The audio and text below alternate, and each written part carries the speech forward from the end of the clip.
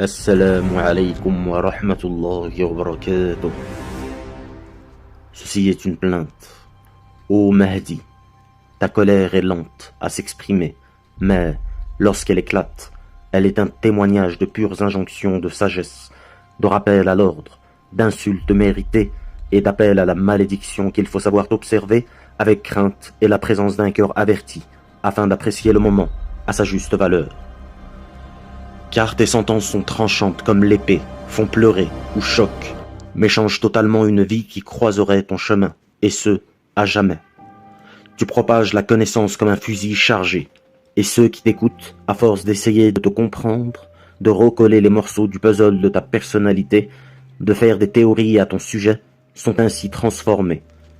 Tu tiens cela de ton grand-père Mohammed, paix et bénédiction d'Allah soit sur lui, qui finissait de rares fois, lorsqu'il était à bout de force, à insulter ceux de ses compagnons qui parfois transgressaient quelques aspects de bonne conduite religieuse. Lorsqu'il était en colère, le prophète sallallahu alayhi wa sallam prononçait des mots et expressions très graves à supporter, comme « que périssent les mains à ta mère, que le Seigneur te maudisse » et autre chose encore.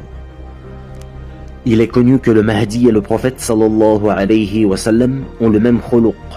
Ils sont donc pétris par les mêmes mains, dans la même pâte.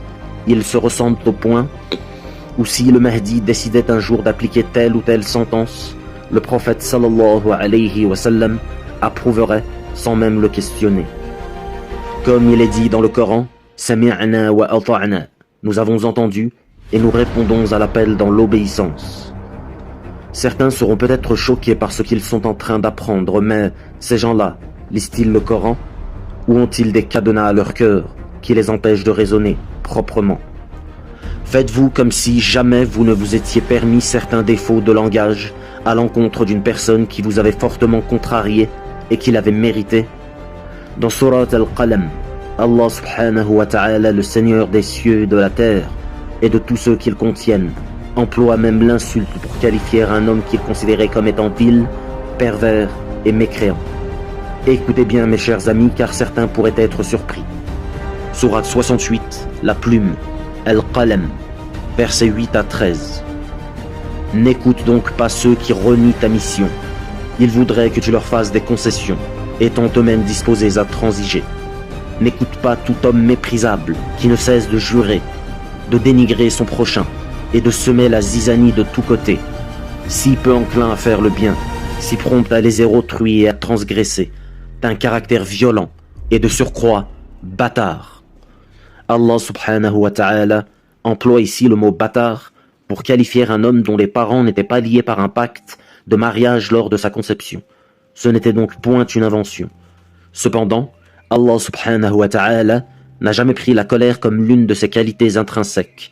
Au contraire, sa miséricorde dépasse sa colère. Sa colère a une fin. C'est une phrase qu'il a même inscrite sur son trône et qu'il s'impose de respecter vis-à-vis de ses créatures, à tout jamais. Jamais il ne leur fait d'injustice. Quoi qu'il fasse, il le fait à l'intérieur de son royaume, qui est d'ailleurs le seul royaume en existence, car il est en vérité le seul vrai Dieu. Comment pourrait-il donc être injuste? Il fait absolument ce qu'il veut dans son royaume. Et s'il veut qualifier d'un de ses serviteurs de bâtard, alors il le fait. Et nous disons « Sam'an wa ta'a » écoute et obéissance. Le Mahdi est décrit dans les enseignements des anciens comme étant aussi timide qu'une vierge lors de sa nuit de noces, à l'instar du prophète sallallahu alayhi wa sallam, mais qu'il frappe les gens pour les remettre sur la voie droite, d'une manière qui peut impressionner toute personne qui en est témoin. Tout d'un coup, le Mahdi, qui est rapporté comme souffrant d'un problème d'élocution, s'exprime comme si c'était Dieu qui parlait à travers sa bouche. Sans hésitation, les mots frappent les oreilles et font couler les yeux. C'est ce qu'on appelle le wahy, l'inspiration. Allah subhanahu wa ta'ala ne dit-il pas concernant le prophète sallallahu alayhi wa sallam, et il ne prononce rien sous l'effet de la passion, ce n'est rien d'autre qu'une révélation inspirée. Le Mahdi, en dehors de cela, est comme le prophète sallallahu alayhi wa sallam, qui était qualifié par ses compagnons comme étant tawil as-samt, long dans son silence. Il ne parlait que très peu. La relation qu'entretient le Mahdi avec son grand-père et prophète Mohammed, paix et bénédiction de Dieu soit sur lui, est une question d'existence même. S'ils ont la même moralité, le même khuluq, c'est qu'ils agissent et pensent de la même manière. Ils sont identiques dans leur façon d'appréhender le monde. Un hadith authentique nous dit que le prophète sallallahu alayhi wa sallam aimait particulièrement 3 choses de cette vie d'ici-bas: la prière, le parfum et les femmes. Un hadith authentique nous dit qu'un jour le prophète sallallahu alayhi wa sallam et quelques-uns de ses compagnons étaient dans la rue, postés, parlant de choses et d'autres, lorsqu'une femme de grande beauté passa et provoqua l'envie du prophète sallallahu alayhi wa sallam, qui demanda à ses compagnons de l'attendre jusqu'à ce qu'elle revienne, et se précipita chez Zaynab, qui était occupée à confectionner un repas pour assouvir son désir. Le prophète sallallahu alayhi wa sallam ne faisait-il pas le tour de ces 9 femmes en une seule nuit, les assouvissant toutes? Dans le Mahdi, qui est l'homme complet par excellence, il y a une certaine forme d'énergie qui le pousse à être fort dans son esprit, et que rien, pas même la grande beauté d'une femme, comme c'était le cas pour Joseph et Zulaykha, ne pourrait compromettre. Le Mahdi et le prophète sallallahu alayhi wa sallam ont donc tous deux cette pulsion de vie qui invite à faire la synthèse d'une vie religieuse et profane, comme pour dire qu'ils existent et qu'ils sont ici et là pour réapprendre aux gens les vraies valeurs d'une vie réussie, ici-bas et dans l'au-delà. Souvenons-nous donc que le Mahdi est à l'image de son prophète sallallahu alayhi wa sallam, qui était lent à la colère, mais qui dès qu'il se courrouçait devenait une vraie menace. Souvenons-nous deuxièmement que tous deux jouissent d'une pulsion de vie qui les pousse à aimer les choses de la vie, sans toutefois les laisser prendre le dessus sur la religion. Souvenons-nous enfin d'un dernier trait qui les unit, et c'est que le Mahdi et le prophète sallallahu alayhi wa sallam sont l'un qualifié de souffrir d'un défaut d'élocution, et l'autre du fait qu'il observait un silence très long face au monde et qu'il était dans la réflexion constante. La méditation et la contemplation font donc partie de la personnalité de ces deux hommes saints. Qu'Allah les bénisse jusqu'à la fin des siècles. Amin. Barakallahu fikum. Wassalamu alaykum wa rahmatullahi wa barakatuh.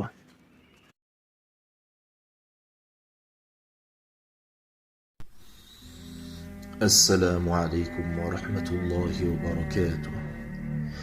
Comme tous les prophètes, Moïse s'exclamait ainsi: Ô mon peuple, adorez Dieu. Vous n'avez aucune autre divinité en dehors de lui. Et c'est ce à quoi s'apparentera le Mahdi lorsqu'il s'adressera au monde. Il proclamera le Tawhid. Nous te racontons en toute vérité et à l'intention des gens qui croient une partie de l'histoire de Moïse et de Pharaon. Pharaon s'était érigé en despote arrogant sur terre et avait divisé son peuple en castes distinctes. Il opprimait l'une d'elles, dont il faisait tuer les enfants mâles tout en épargnant les femmes. Il était vraiment de ceux qui sèment la corruption. C'est dans ces mêmes conditions que le Mahdi sera induit de sa mission, lorsque les tyrans s'en prendront à sa communauté qui subira une très forte oppression. Mais n'est-ce pas déjà le cas à travers ce que les musulmans ont pu vivre ces dernières décennies? En effet, les tyrans des 4 coins du monde leur ont fait et leur font toujours la guerre et s'exclament comme Pharaon le fit: c'est moi votre Seigneur, le Très-Haut. Allah subhanahu wa ta'ala dit dans sa sainte parole: mais nous voulions favoriser ceux qui avaient été opprimés sur terre et faire d'eux des exemples à suivre et des héritiers. Nous voulions leur établir fermement sur terre et réaliser sous les yeux de Pharaon, de Haman et de leurs troupes ce qu'ils redoutaient tant de leur part. Le Mahdi et sa communauté sont les opprimés sur terre dont parle Allah subhanahu wa ta'ala dans ce verset. Et c'est eux qui hériteront de la terre par sa grâce. Bien sûr, ils n'hériteront de la terre qu'à la condition d'observer strictement leurs devoirs. En effet, Allah subhanahu wa ta'ala dit: et quiconque observe strictement ses devoirs envers Dieu, Dieu lui donnera une issue favorable et lui accordera ses dons par des moyens qu'il ne soupçonnait pas. Et quiconque place sa confiance en Dieu, Dieu lui suffit. Ses commandements s'accompliront toujours, et il a assigné une mesure précise à chaque chose. Tout comme Moïse, le Mahdi sera élevé au sein d'un peuple ennemi de Dieu, où il grandira, prendra sa forme la plus belle, et puis se rebellera spontanément contre le pouvoir injuste. C'est ainsi que la famille de Pharaon recueillit cet enfant, qui, plus tard, allait devenir pour eux un ennemi et une source d'affliction. Certes, Pharaon, Haman et leurs troupes étaient d'impénitents pécheurs. Et lorsqu'il eut atteint sa maturité et sa pleine vigueur, nous lui donnâmes sagesse et savoir. C'est ainsi que nous récompensons les bienfaisants. Et tout comme Moïse, le Mahdi sera chargé d'un crime qu'il aura commis à son insu. En effet, un hadith nous dit que le Mahdi frappera les gens pour les remettre sur la droite voie. Et c'est aussi ce que Moïse fit. Un jour, il entra dans la ville à un moment où ses habitants avaient relâché leur vigilance. Il y trouva 2 hommes en train de se battre. L'un était de son clan, tandis que l'autre faisait partie d'un groupe ennemi. L'homme de son clan l'appela au secours contre leur ennemi commun. Alors Moïse asséna à cet ennemi un coup de poing qui l'acheva. Puis il se dit, c'est là l'œuvre de Satan, ennemi juré des humains, qu'il se plaît à égarer. Et s'adressant à Dieu, il dit, Seigneur, je me suis fait du tort à moi-même, pardonne-moi. Alors Dieu lui pardonna, car c'est lui, vraiment, le pardonneur, le miséricordieux. Puis Moïse dit, Seigneur, puisque tu m'as ainsi favorisé, jamais plus je ne soutiendrai les criminels. Moïse dut prendre la fuite vers Madienne pour y chercher refuge. Et n'est-il pas dit que le Mahdi arrivera à la Mecque alors qu'il était en fuite contre une menace contre sa vie? Le Coran dit au sujet de Moïse, quand il arrivera au point d'eau de Madienne, il y trouva un attroupement de gens qui abreuvaient leurs bêtes. Il y trouva également 2 femmes qui se tenaient à l'écart en retenant leurs troupeaux. Il leur dit, que faites-vous ici? Elles répondirent, nous ne pouvons abreuver nos troupeaux qu'après le départ de ces bergers. Notre père est fort âgé. Alors il abreuva les bêtes pour elles, puis se retira à l'ombre et dit, Seigneur, j'ai grand besoin de tout le bien que tu pourrais faire descendre sur moi. Allah exauça sa prière, et Moïse continua sur cette voie. Et c'est le même réconfort moral dont le Mahdi profitera une fois débarrassé des mécréants. Il sera auprès d'Allah dans son cœur, qui lui enseignera ceci, comme il l'a fait pour Moïse. En vérité, je suis Dieu, et il n'y a pas d'autre divinité à part moi. Adore-moi donc, et accomplis la prière pour m'avoir présent à penser. L'heure viendra certainement, mais je la garderai secrète afin que chaque âme soit rétribuée selon ses efforts, que celui qui n'y croit pas et qui suit ses propres passions ne t'en détourne pas, sinon tu périras. Après son allégeance, le Mahdi sera commandé de tenir front aux tyrans de ce monde, tout comme Moïse à son époque, à qui il fut dit « Rends-toi auprès de Pharaon, car il a transgressé toutes les limites. » Seigneur, dit Moïse, j'ai tué un des leurs, et je crains qu'il ne me tue. Moïse craignait d'être persécuté et de ne point pouvoir s'exprimer correctement. Le Mahdi, d'après un hadith, est comme Moïse. Il a un problème d'élocution, car il y a une lourdeur sur sa langue lorsqu'il parle. Moïse dit, Seigneur, fais que ma poitrine s'ouvre à ta révélation et facilite ma mission. Débarrasse-moi de mon défaut d'élocution, afin qu'il comprenne mes paroles. Donne-moi un assistant parmi les membres de ma famille, et que ce soit Aaron, mon frère. Accrois par lui ma force, associe-le à ma mission, afin que nous puissions te glorifier et t'invoquer encore plus, car tu es celui qui toujours nous observe. Tout comme Moïse, on reprochera au Mahdi des faits de violence lorsqu'il n'était pas encore investi de sa mission. Et comme pour Moïse, il aura pour toute défense les paroles suivantes. Je l'ai fait, dit Moïse, alors que j'étais encore du nombre des égarés. Et vous craignant, je me suis enfui. Puis, mon Seigneur m'a donné la sagesse et m'a élu au nombre de ses messagers. Est-ce là une faveur du passé que tu me rappelles avec reproche, alors que tu as asservi les enfants d'Israël? Il est dit que lorsque le Mahdi apparaîtra, le monde ne parlera plus que de lui, et nous pouvons imaginer que chez ses ennemis, ils chercheront à le discréditer comme ce fut le cas avec Moïse. Alors Pharaon dit, « Ô Aman, bâtis-moi une tour, peut-être atteindrai-je les voies des cieux, et peut-être apercevrai-je le Dieu de Moïse. bien que je considère celui-ci comme un menteur. C'est ainsi que la mauvaise action de Pharaon lui fut parue enjolivée. Et il fut détourné du droit chemin, et son stratagème se solda par sa propre ruine. En effet, lorsque le Mahdi et son armée se dirigeront vers leurs ennemis, ceux-ci seront tous vaincus et finiront par vivre une perdition évidente. Et nous fîmes traverser la mer aux enfants d'Israël.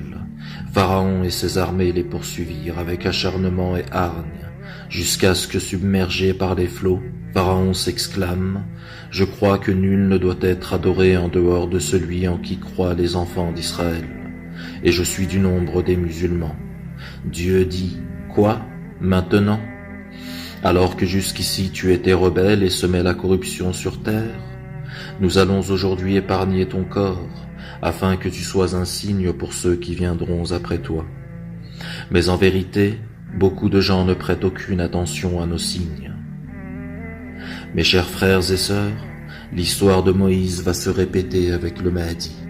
Alors soyez prêts lorsqu'il fera son apparition, car il nous sera demandé d'agir face à l'oppression des tyrans de ce monde et vivre des troubles immenses.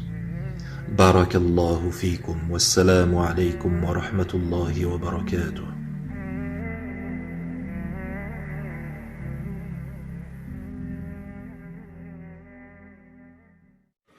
Assalamu alaykum wa rahmatullahi wa barakatuh. وآتينا عيسى ابن مريم البينات وأيدناه بروح القدس. Aïssa recevait donc sans cesse des preuves évidentes de son Seigneur, tout en étant supporté par l'Esprit Saint. Jamais il ne fut une personne triste, et jamais il ne pécha.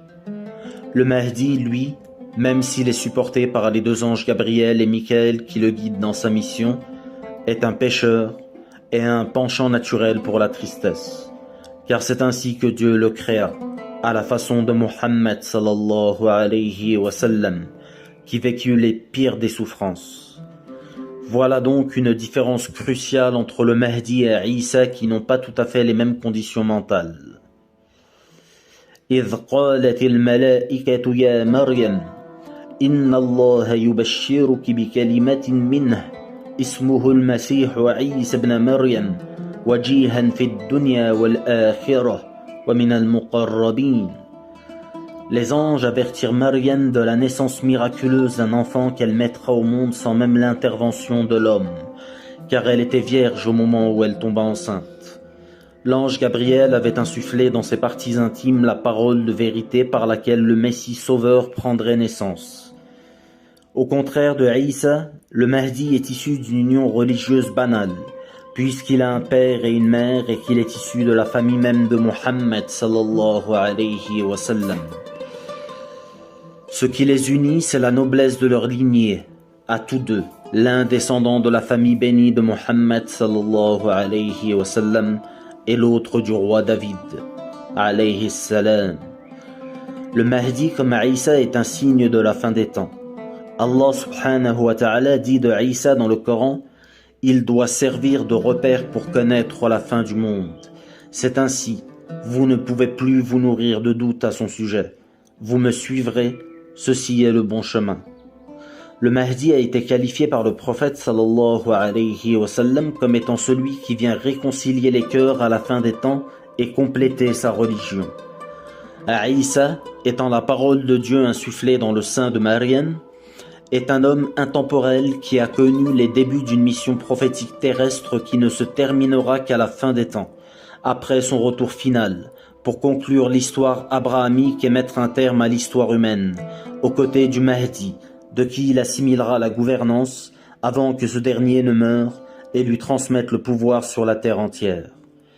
Le Mahdi et Isa sont donc de la même époque, qu'ils transformeront ensemble par le génie de leur message à eux, qui est un dépoussiérage de tous les ajouts qui ont été faits à la religion ultime de Dieu qui est l'islam à travers les millénaires par les ignorants et les rigoristes.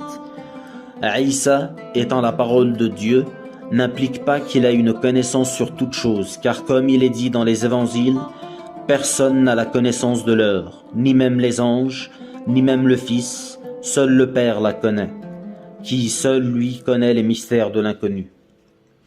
Isa était un prophète seul, qui fréquentait la lie du peuple, se mêlant aux brigands et aux prostituées à qui il aimait enseigner la bonne parole, en choisissant dans ses connaissances seulement 12 compagnons pour lui tenir compagnie dans un monde où les véridiques étaient peu nombreux. Et c'est pour cela que même ses apôtres les plus proches avaient pu en apparence lui sembler pouvoir être des traîtres certaines fois, tant la génération de Isa était corrompue. C'est pour cela que Isa semblait ressentir de leur part une forme de rébellion sur le point de se manifester. Comme il est dit dans le Coran, lorsque Isa ressentit des siens de la mécréance, il s'exclama « Qui sont mes alliés à l'intention de Dieu ?» Après une mission qui s'était terminée dans la confusion entre les Juifs et les Romains d'un côté qui souhaitaient précipiter sa mort, et de l'autre Allah subhanahu wa ta'ala qui décida de mettre fin à sa vie terrestre de façon naturelle, de le rapprocher de lui au ciel et de faire crucifier à sa place un faux semblant qui le méritait, Isa partit sans terminer sa mission, et c'est pour cela qu'il reviendra la terminer lorsque Dieu le fera réapparaître avant la fin des temps. Le Mahdi et Isa viennent compléter la religion originelle de tous les prophètes.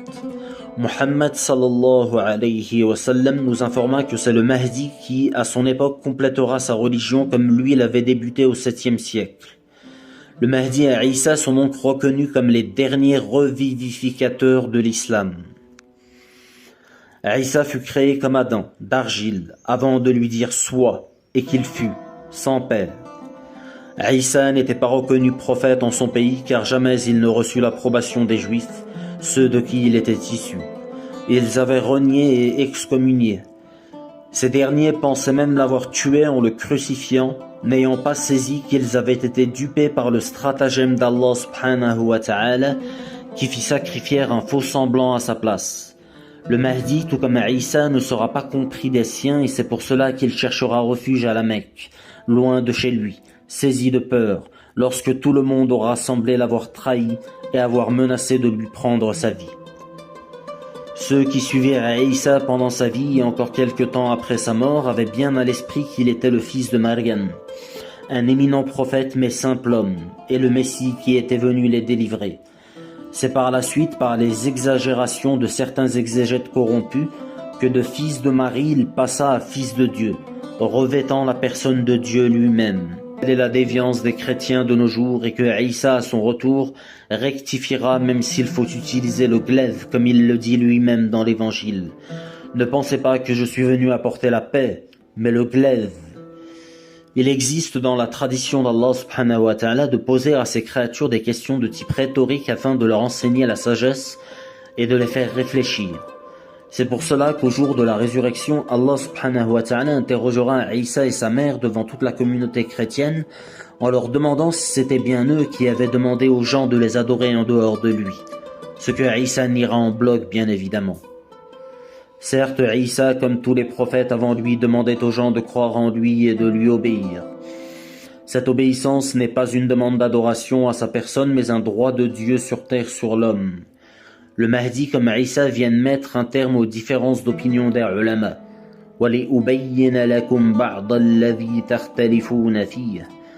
Ils apporteront un message qui sera compris de tous et applicable naturellement, selon la fitra. C'est un chemin droit à suivre qu'il faut emprunter pour rejoindre les réjouis au jour de la résurrection, ceux qui ne souffriront plus jamais ni de la peine, ni de l'angoisse, ni de la souffrance. Isa ne se présenta jamais comme le prophète ultime, concluant la prophétie. Non, bien au contraire, c'était un avertisseur. Il annonçait la venue de Mohammed comme étant le paraclet, celui qui vient conclure la religion. Il avertissait le monde qu'il devait partir pour laisser place au paraclet qui viendrait pour sceller les lois de la religion, bien que le message du monothéisme fût toujours le même, l'existence seule d'un seul vrai Dieu à glorifier sans rien lui associer, avec une loi qui différait quelque peu d'écriture en écriture, selon l'époque. Le Mahdi et Isa gouverneront ensemble pour faire prévaloir l'islam sur toute autre religion. La différence entre ces deux protagonistes est que le Mahdi respectera la liberté de culte de chacun, tandis qu'à sa mort, Isa prendra le glaive pour convertir tout le reste de la terre à l'islam, sans laisser le choix à quiconque d'opter pour une autre voie. L'écriture qui lui avait été apportée était l'Évangile, mais il était aussi parfaitement doué dans la connaissance de la Torah et de la sagesse universelle. Le Mahdi fait partie de cette tradition prophétique qui veut que l'on porte un regard sur toutes les Écritures afin de savoir argumenter contre les détenteurs injustes des religions, afin de les confondre et de faire régner la parole d'Allah qu'ils imposeront comme la plus élevée. Ibn Arabi dit que le Mahdi a une connaissance parfaite de tous les courants religieux. Il a donc avec lui la Torah, l'Évangile, le Coran et la sagesse des anciens, tout comme Isa. لعن الذين كفروا من بني إسرائيل على لسان داود وعيسى بن مريم ذلك بما عصوا وكانوا يعتدون. Isa maudit de sa bouche ceux sur qui il avait été envoyé, à savoir les fils d'Israël. Il les maudit en raison de leur dureté de cœur face au message d'amour qu'il apportait au monde.